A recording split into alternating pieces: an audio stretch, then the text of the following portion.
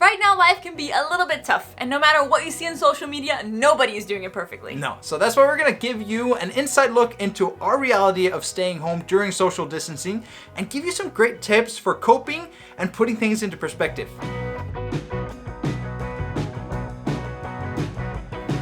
When I go on social media right now, I'm seeing a lot of stories from my friends and other people who are having a hard time right now. Not necessarily because they're sick, but because things are just difficult. Like the kids are home, you're home, and trying to work. Things can get really hectic and overwhelming. Like people are saying that they see dirty dishes and laundry all over and they just don't feel like doing it, or they don't muster up the energy to get projects done and they're feeling guilty about that. Yeah, and then what we do in those kind of situations, usually the default is kids go watch TV, and then all of a sudden you realize, oh, they've been watching TV for a few hours now, and you start feeling guilty about that, and it just kind of compounds that feeling of ugh. Yeah, I'm sure you can relate to this. So what are your things that you're feeling guilty about or anxious about right now? Comment below. Now, to make things even worse, you got people like ourselves that are posting videos of all the fun things that you can do while you're at home with your kids, and we make it seem like it's all fun and games and rainbows and unicorns and pink daisies. Are daisies pink? I have no idea. Yeah, like the other day I posted a little video of Emilia doing a math problem, and it was super cute and she was really happy with it. What I didn't post was like right before that, she was like crying and being upset that she didn't know how to do it. But I posted the nice little video. And why did I do that? Because that's what I wanted to show the world. Daisies? No, daisy is like white and yellow, right? I think so. Yeah, I was right. It's a daisy. I grew up in Iceland. We don't have any flowers. Anyways. I think we actually have daisies though. 2 weeks ago, we released a video with 100 ideas of what you can do with your family during social distancing. Now, this here is what you saw.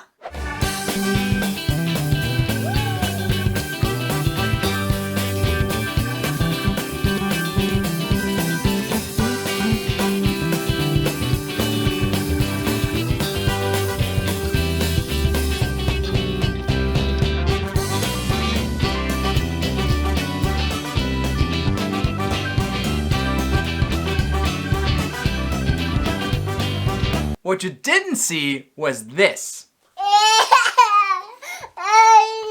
No, it's just...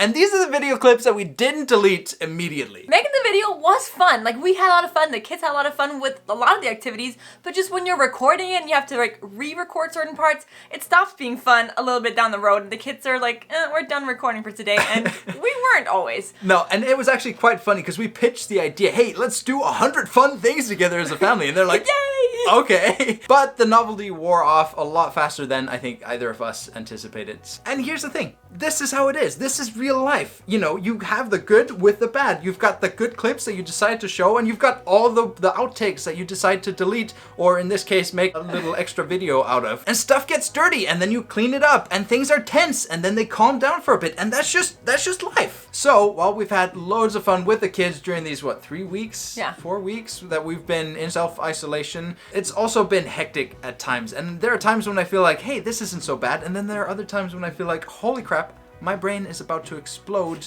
and that is not desirable. Yeah, and I'm homeschooling. I'm a teacher, and I'm homeschooling kids along with trying to teach my students as well. And in the beginning, I was like, oh, I can totally do this. And some days, I feel like Superwoman. I'm like, hey, I just taught my 6th grade and my 7th grade, and I just taught my kids the same time. Like, things are just smooth. And then today, I was trying to have a video conference with some of my students while our youngest Lucas was crying the entire time. They couldn't hear half what I was saying, and I didn't feel like Superwoman. We've sent our kids to bed early 3 times? 3 times. Probably like an hour before their bedtime, where we just had enough. Yeah. So when you're looking on Facebook and other social medias and you see those perfect pictures of your friends doing fun things with their kids that you're not doing, following the schedule. Exactly. Then just keep in mind that they're not posting, hey, I just put my kids to bed 2 hours early. Woohoo! They're just posting the things that are going right, just like you would.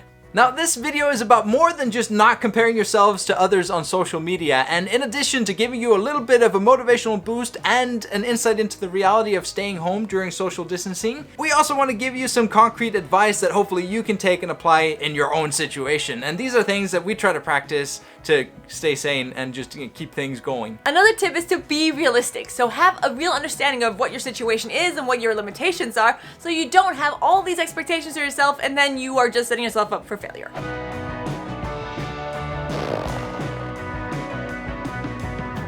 We love schedules and plans. This should come as no surprise to anyone who's watched more than just this video on our channel. And we even made a video about how we're gonna get through this whole period of self-isolation. You can check that out up here.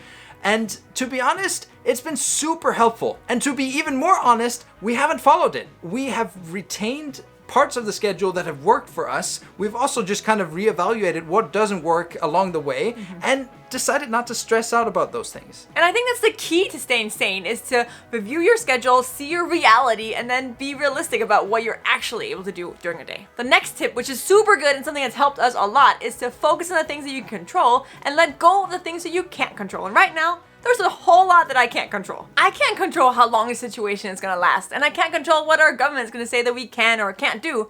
I can't even control if me is gonna wake up in a good or a bad mood next morning. Yeah, I mean, we can influence certain things and we can control how we react to it, and that's kind of the point. With everything else, just let it go. Nope. And this is about more than just recognizing what things we can and can't control. It's about taking that one extra step and practicing letting go of things that just aren't that important. So Marcus, our oldest, recently he's been wanting to have salami for breakfast, lunch, and dinner. And I've been saying no, just one salami sandwich a day. But then last couple days I've been like, hey, who cares? Actually, it's just salami. So you can have it for breakfast if you want to, and for lunch if you want to. Dinner, we usually have something with vegetables. It's just salami. And on that note, one thing that we can't control, but you can, is whether you decide to subscribe and join our community to tag along with us on this adventure that is day-to-day life as parents of young children. I mean, that would certainly make us happy, and probably make you happy too. The last thing we want to leave with you in this video is that you are capable of more than you think you are. There's a thing called the 40% rule. I think it's like a Navy SEAL concept or something, like, you know, some hardcore group of people. Yeah. And what it states is that by the time that you think you're done, by the point where you think you're at your absolute limit, you're actually only at 40% of what you are truly capable of.